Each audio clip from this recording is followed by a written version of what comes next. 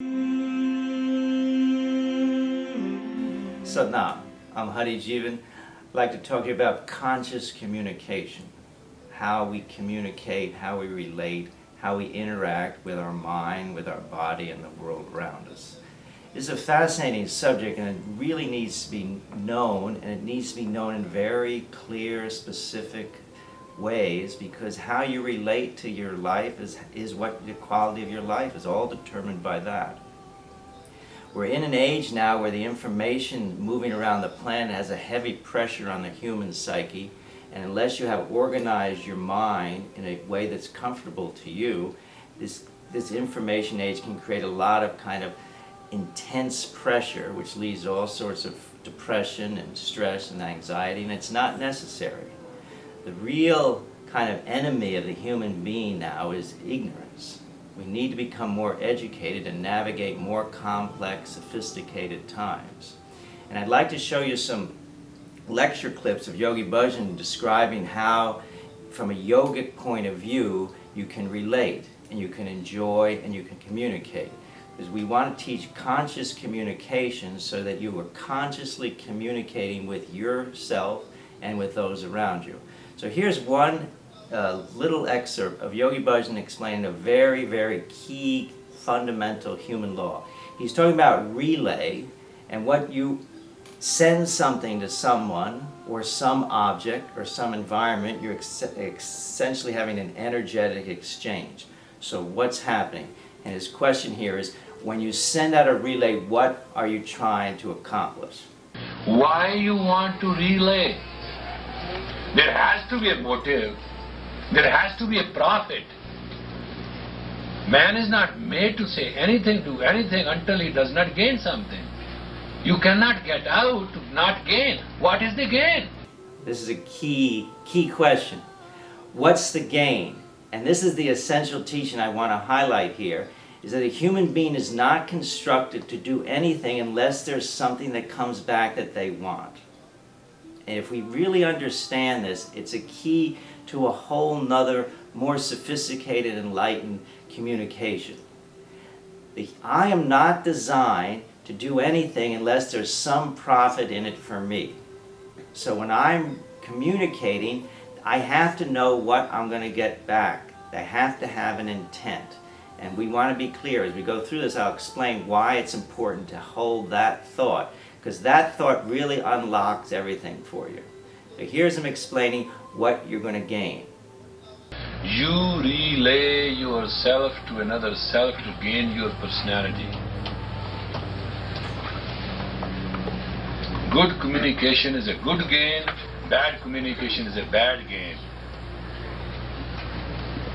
No communication is a no gain. The only gain in your life is the way you communicate, when you communicate, and how you communicate. All relationships are made and marred on communication. You relay, you have an energetic exchange in order to gain something for you. And it's your personality. What's your personality? Your personality is your personified expression of how you've organized the flow of your body's energy, your mental energy, your spiritual energy, and in the mental energy, your subconscious mind, your unconscious mind, and your supreme higher conscious mind. All that you personified into what's called you. And when you have a relationship, when you have an exchange, when you have a communication, you're seeking to have an extended experience of that personality. Now, when you relate to an object, you're looking essentially at that moment to have some bigger experience of you. When you relate to an environment, you're looking to have a bigger experience of some part of you. And the question is, what are you trying to have a bigger experience of? When you're relating to another person, communicating to another person, you're looking to have a bigger experience of something inside your energetic world. And that's what you want to focus on. Now, when I'm relating to that person, am I using them to have a bigger experience of my anger, my depression, my anxiety, my fear, my stress, which then I'm going to have a bigger experience of that? Or am I going to use them to have a bigger experience of my kindness, a bigger experience of my compassion, a bigger experience of my love, a bigger experience of my pleasure and enjoyment of life? See, these are the choices that I'm making when I'm communicating, when I'm relating with anything. Any object in your life, any environment in your life, any person in your life is an opportunity for you to have an exchange, have an enlarged experience of your own energetic field. This is critical to understand, because once I start to understand that, then I start looking in the infinite world, which is all moving at various stages of vibration, to have bigger experiences of what? Because every person is big enough to have a bigger experience of your kindness, bigger experience of your compassion, because that's going to make you enjoy. But if you're using them to have a big experience of the anger, depression, frustration, then you're going to lose. You're going to be in pain. You're going to suffer. And this is not necessary. It's completely not necessary. Let's just do anger for a moment. If I want to use you to have a bigger experience of my anger, what's the first thing I have to do? I have to create the space, the anger in me, and then relay it, send it to you. What's 100% guaranteed? That the toxic anger is going to destroy some of my energy. That's 100% given. I'm then going to, because I've launched essentially a radioactive toxic bomb, and then I send it to you. I've now been lessened, polluted, weakened by that. I send it to you. It depends now whether I'm stronger energetically, whether you're going to receive it and it's going to affect you, or whether you're bigger energetically, stronger energetically, in which case you just doesn't bother you. But this notion of anger is a useful thing. It's like burning money. It's burning your energy. It's destructive. It doesn't serve any purpose. And a lot of people use other people or systems or political systems or national systems to have bigger experiences of their anger, frustration, and all they do is 100% guaranteed to destroy their energy field, and it may or may not do anything to the object, person, or system that you're projecting towards. So let's listen to this clip Yogi Bhajan describes, because we want to tune into a higher, more sophisticated way to relate. If you do not have control on your senses and you do not have control on your mood, you cannot be automatically intuitive. If you are not automatically intuitive, you will fall short in communication. You can talk all right, but your talk has no effectiveness, then other person who's listening has nothing to do with you. Normally, when two people talk, the person who has to hear it, hear only 15%. So whatever you have said, if you do not know to say in a way, the person who hears it knows what he is hearing, forget about understanding, obeying, and doing something.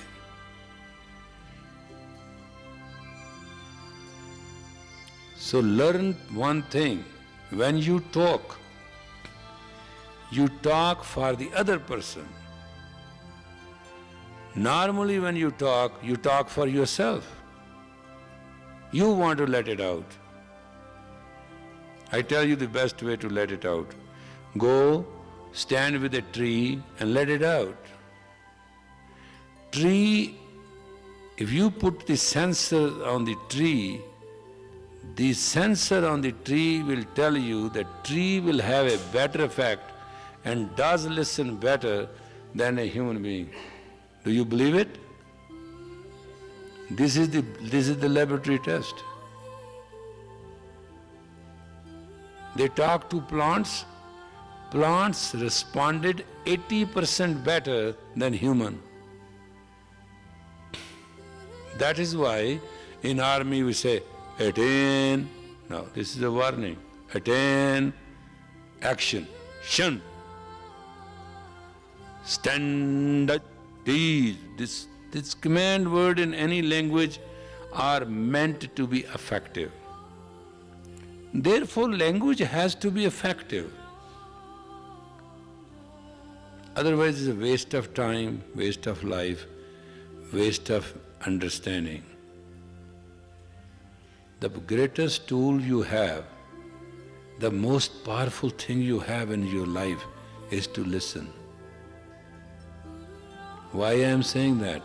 If you listen, you will listen sensitively.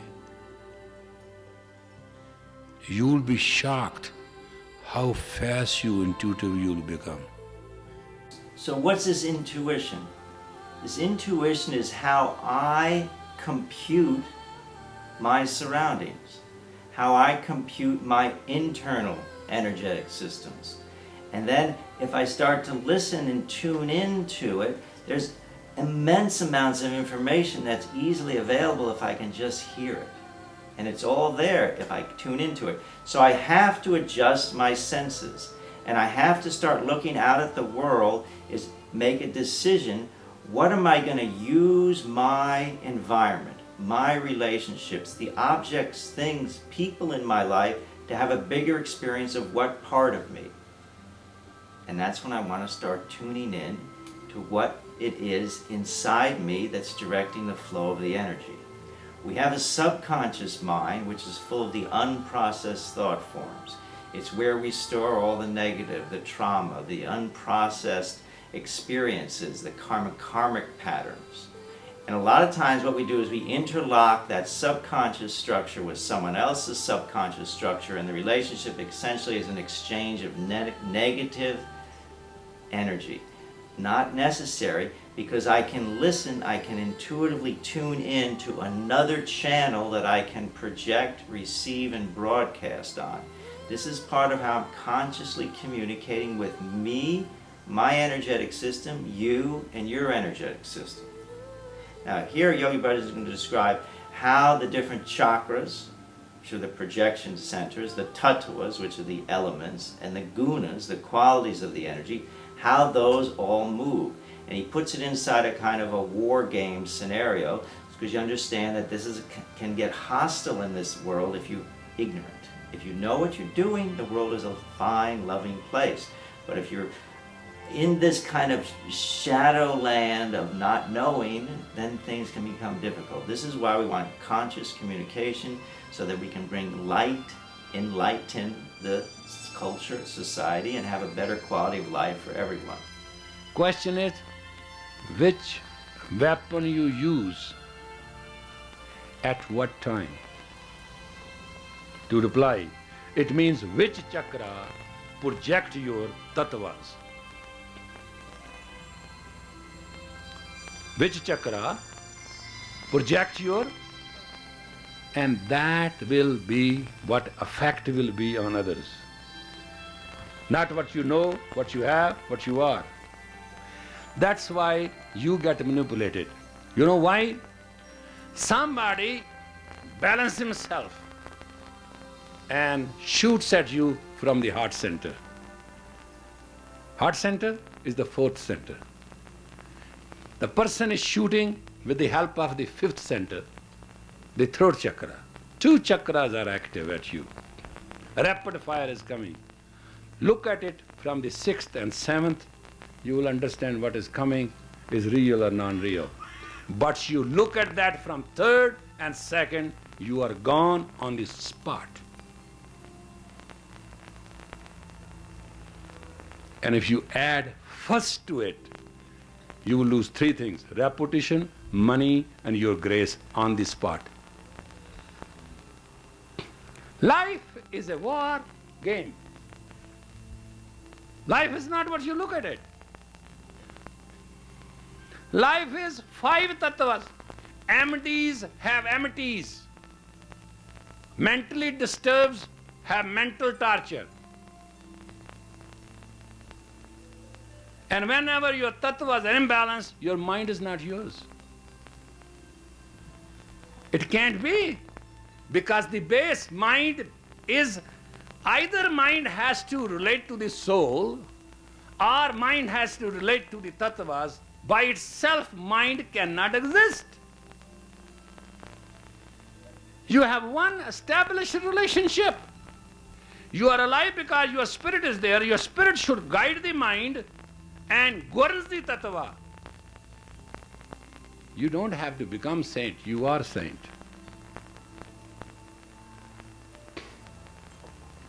When basically your spirit, your soul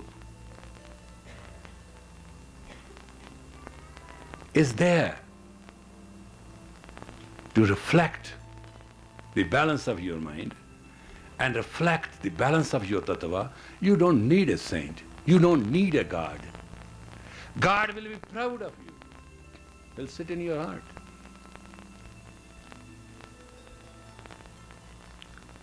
At what time somebody shoots at you the word. In the beginning there was a word was with God, word was God. I'm explaining you Satnam. Satnam Tirupurupulubula.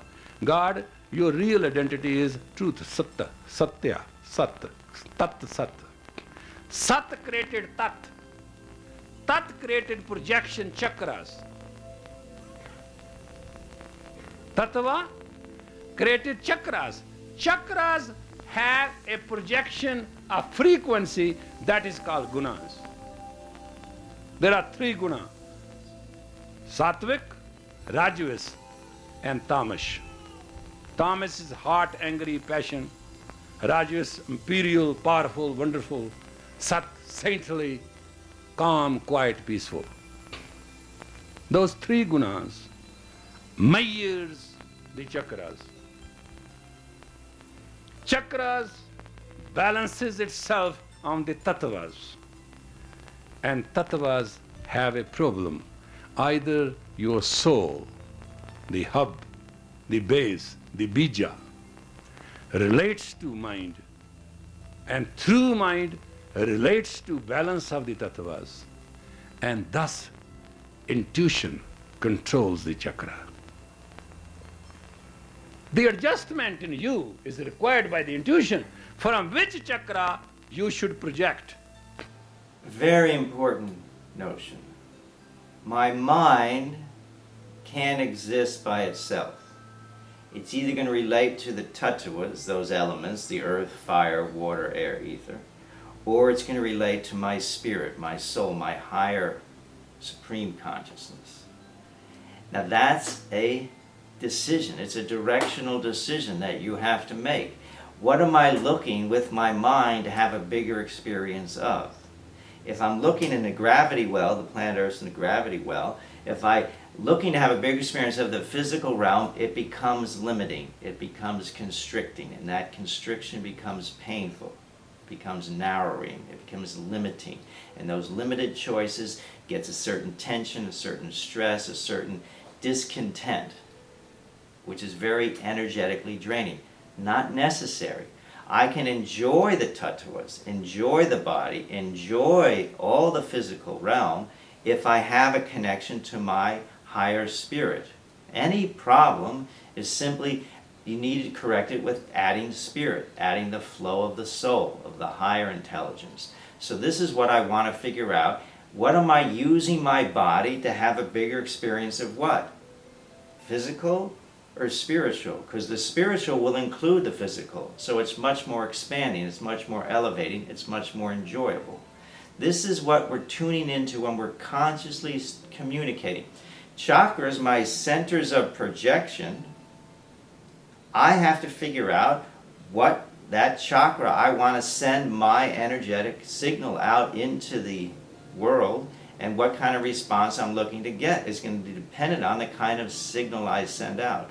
And the guna, the quality of energy I project from the chakras, it tells me what kind of quality response I'm looking to receive. And again, the lower chakras, you can use them as long as they're regulated and guided by higher chakras. This is a kind of intuition. We're not against using all the chakras. You need to use all the chakras, but you want to have it run from a higher intelligence. Higher intelligence, more enjoyable.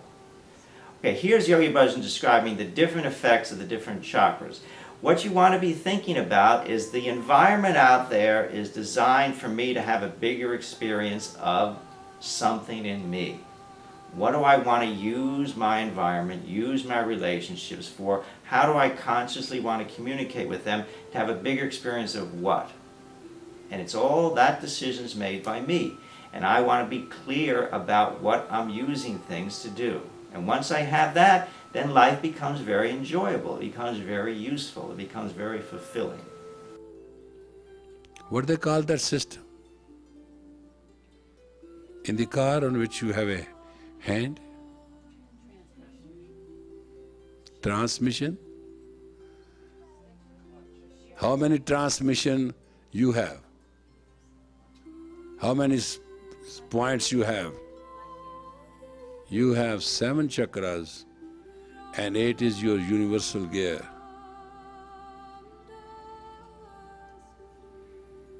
And Partahar is your 9th.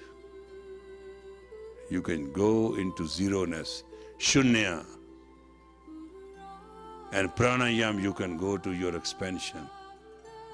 And in between you have all the 7 chakra. And you have to find out what you relate, which chakra. 2, 3, 4, 5, 6, 7. If you ever want to be respected and graceful, talk from Shashra, 7th chakra. If you want to be loved, adored, respected, and kissed and worshipped, talk from the 8th, totality of aura. If you want to stink and smell and look like an idiot, talk from the 1st. If you want to be shallow, prostitute yourself, go from the 2nd. If you want to maybe, may not be, and yeah, go up to the 3rd. If you want to just love and have nothing to gain and lose, go from the 4th. If you want to really uplift the spirit of somebody and do not want to curse anybody, go from the 5th. If you want to know what is required right now and you can be handy help, concentrate on the 6th. If you want to answer all the questions and be the wise and sage, gear into 7. I've told you all. That all-engulfing or 8th chakra. If I tune into the flow of my spirit and I project that energy through the different projecting centers, the different chakras, then I can have a very enjoyable life. And if someone's projecting me from a lower chakra, I can counter it with a higher chakra projection and then win the day. This is what we call conscious communication. It's a fascinating subject that you want to spend time exploring. Kundalini Yoga is simply the science of becoming aware of how the energy flows, activating the dormant energy, directing it, projecting it, and having an enjoyable experience and a happy life. Satnam.